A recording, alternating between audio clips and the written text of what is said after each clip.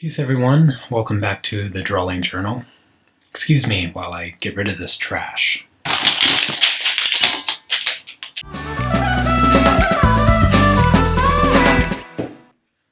Okay, what you just saw right there was me throwing out the trash, and let me explain. Okay, so I found these markers and they're called FineColour markers. FineColour, what a terrible name. And I got them very cheap. I was looking for a marker alternative to Copics because Copics are so expensive and I don't have the money to buy them right now. I found this pack of markers, 72 of them, for $40. And I was like, geez, that's a fantastic price. I tried to find something online about them and I found a couple good reviews, and I was like, well, if, a few people said that they're somewhat worth it, and for $40 for 72 of them, in comparison to the $400 it would be for 72 Copic markers, I went ahead and took a chance and bought them. And I got them last week, and my intention was to do, an unboxing and a review and draw a picture and all that stuff, and I was going to do it. Actually, last Friday, I started to draw a picture, and first thing that I did is I took this and I just did all the colors, little swipe of the colors to see what it looked like, just to get an idea of what colors were in the pack. And before I even started coloring a picture, because I'd drawn a picture and I inked a picture specifically for the review of these markers, I noticed that the colors have no value differences. They're all mid-range values with the exception of a few and a couple lighter ones. But everything is like in the middle. It's the same thing that you get if you go to your local department store and buy the markers that you give your kids to take to school when they're in elementary school or whatever. Saturation is not an issue with these markers. The colors are nice and bright and vibrant. However, that's all you get is nice, vibrant colors. And you get a wide selection with 72, or you would imagine. However, if you look here at this patch of blues, you'll notice that like three of them are almost identical, and they're pointless. It's like, just give me one. I would, between these three blues right here, just give me one of them. Between these two blues, just give me one of them. Between these two, just give me one. Between these two, just give me one of them and find a different color. In fact, give me a red, because you get two reds. 72 markers and you only get two reds. One is orange and one is regular red. You kind of get this pink color here, and then this other pink and a lighter pink. But that's not enough reds. There's a lot more red, a larger spectrum of red that needs to be taken care of with these markers. When I looked at this color palette, I was already hesitant, and I already knew my review of these markers was going to be less than satisfied. And the other problem that I have with these markers, oh my goodness, I'm so disappointed in these markers. I could just talk about how terrible they are for this entire video, though I will spare you all that video. I don't want to talk about these markers for 20 minutes. But you see, this is a nice light colored tip, and you would think, oh, well, this looks like it'd be a good flesh tone, maybe. Yeah, until you take it out and you get orange. And it's like, it's the ugliest looking orange ever. And it's almost like a highlighter. It's so bright, and it doesn't, so that's the other problem. These tip colors, and I have like 5 markers with so much, like almost the exact color of this tip, and none of them look the same. I have a tip like this and the color come out this neon orange. And then another display of this is this nice pink color. These two colors here look like they would be perfect for a flesh tone color. This for some blushes, and this for the main color, base color. But this, look at this. This is just ridiculous. This is just a highlighter. It's just a highlighter. I wouldn't color anything except my notes from school with this marker. And yes, that is the other thing. The final thing, get rid of those. The final thing is that these are alcohol-based markers, so I imagined that they had some blendability. And I did a very quick comparison right before I started this video with this right here. So you can probably guess which one are my Copic markers, because I have a Copic set of gray tones. And I took 4 of my Copics, and I was able to gradiate this and blend it together. This paper, I don't know, what is this paper? This paper is printmaking paper. It's absolutely awful for markers. Don't ever use it. It looks awful because this paper is terrible. But you can see with those 4 Copic markers, I was still able to blend and get a nice looking gradient. And I'm being loose with the term nice because this paper is so terrible. But only 4 colors to get this smooth gradient. For these markers, I used 12. I used 12 markers from the blackest to black to the lightest gray. And this is the lightest gray that you get in this kit. Like, I'm not going to give you the link to where I bought these markers, because don't ever consider them, ever. And don't ever buy them for a gift if you care about the person. I wouldn't buy these markers for my worst enemy. And yes, the lightest gray is like the middle of this gradient of Copics. And yes, so that is the other thing. And as you can see, this is crinkled up because, well, I didn't think about doing this until after I was already infuriated enough to like crinkle all this up and throw it away. And this is a picture that I started to color with these markers. I only had this flesh tone. That was the best flesh tone that I had. This orange, terrible looking color. And these, okay, so I didn't have anything to, I didn't have anything to blend into for shadow on the face. So it was just flat color. And I tried to use, it does come with a colorless blender, which is ironic because these markers do not blend even the slightest, and I'll show that in a second.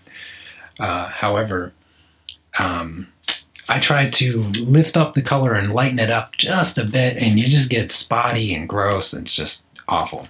Now I went to the hair. I did the hair next, and gosh, that is the lightest yellow. That is the lightest yellow that you get in this kit. 72 markers, and there is no variance at all. It's so terrible. It's just awful. The next thing I did is the dress. By the time I had the skin and the hair done, and this picture was part of the review of these markers, which I decided to just do for the drawing journal because I enjoyed talking bad about them so much. It justifies buying them. But yes, so the bottom here on the dress, not so much on the top part, but on the bottom here, I soaked this paper in these markers to try to blend them. I rubbed it and I used the blender and everything. There was no possibility of getting these markers to blend. It was just depressing. And so as you can see, I folded this up and threw it away.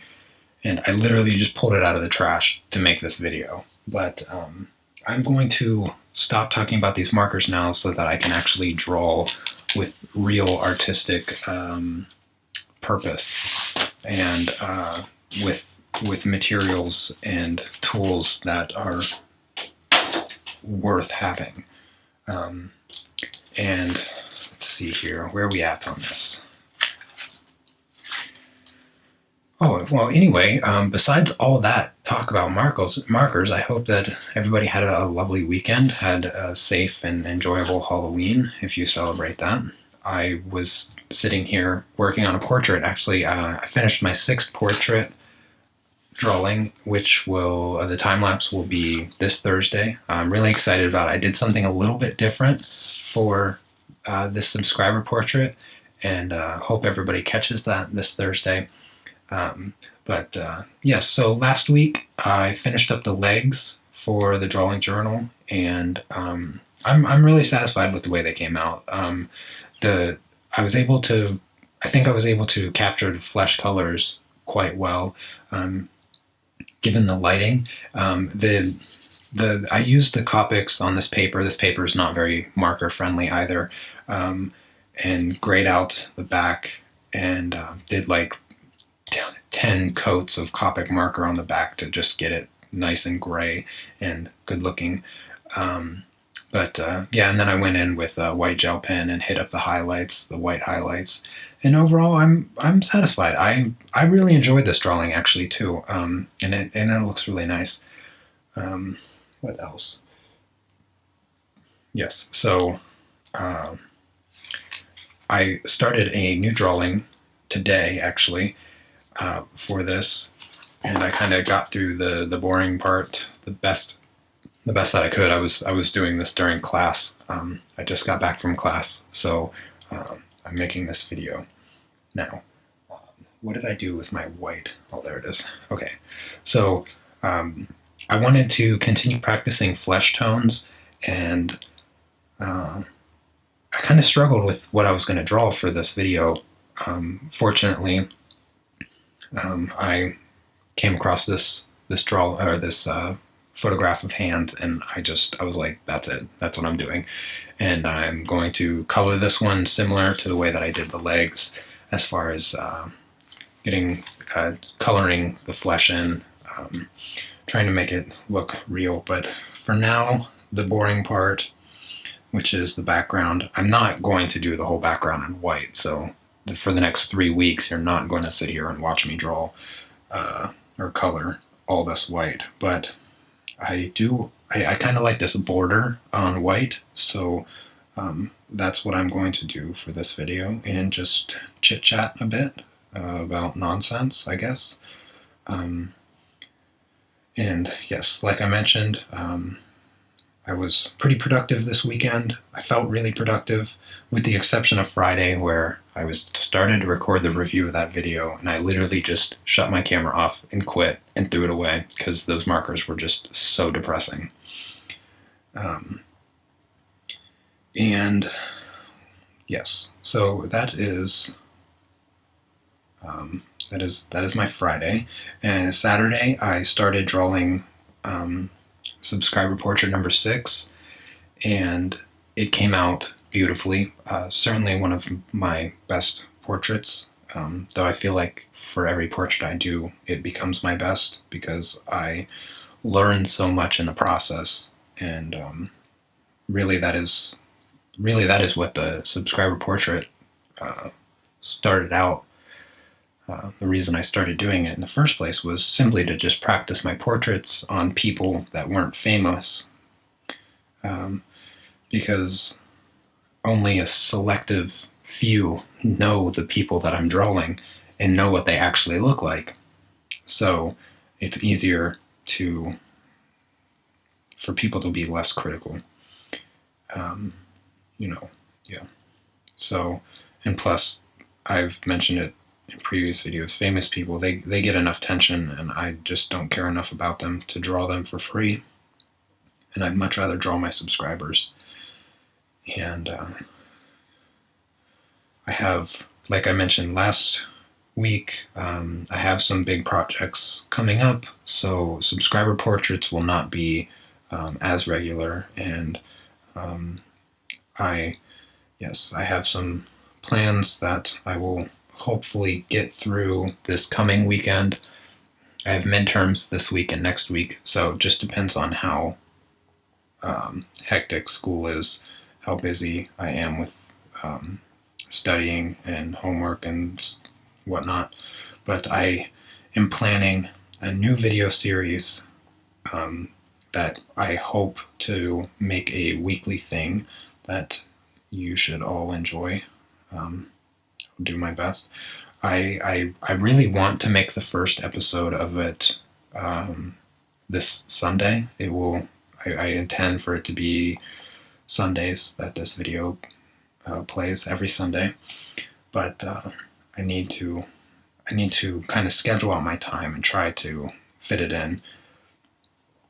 I still have a painting that I need to finish, which I talked about a little bit last week. I did not get to it this past weekend, which is unfortunate, but I had so much other things to do that I feel justified in not painting it. And I hope to get to it actually Wednesday. I hope to paint it Wednesday. If I can just, because that will be right after one of my midterms, and yeah, I should have no homework and plenty of free time to work on it.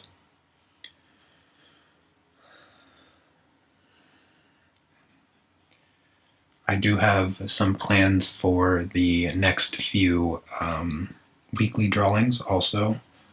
Kind of torn on one of them though. I have 2 photographs of birds. One bird is very, very cute, and the other one, and by cute I mean like this bird is the most adorable thing you'll ever see.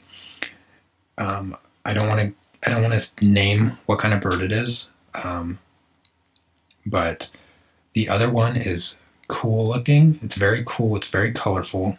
It's not a peacock, and it's not what are those jungle birds? Oh geez, I can't remember off the top of my head, but whatever. It's not that kind of bird either. It's not from the jungle, but it's very pretty. So the choice is between a really colorful, pretty bird or a super adorable, squeezable bird. And so if you want me to draw an adorable bird, just let me know in the comments. If you want me to draw a pretty bird, then also let me know in the comments. And I think, I don't know, that's about all I have to say for this video.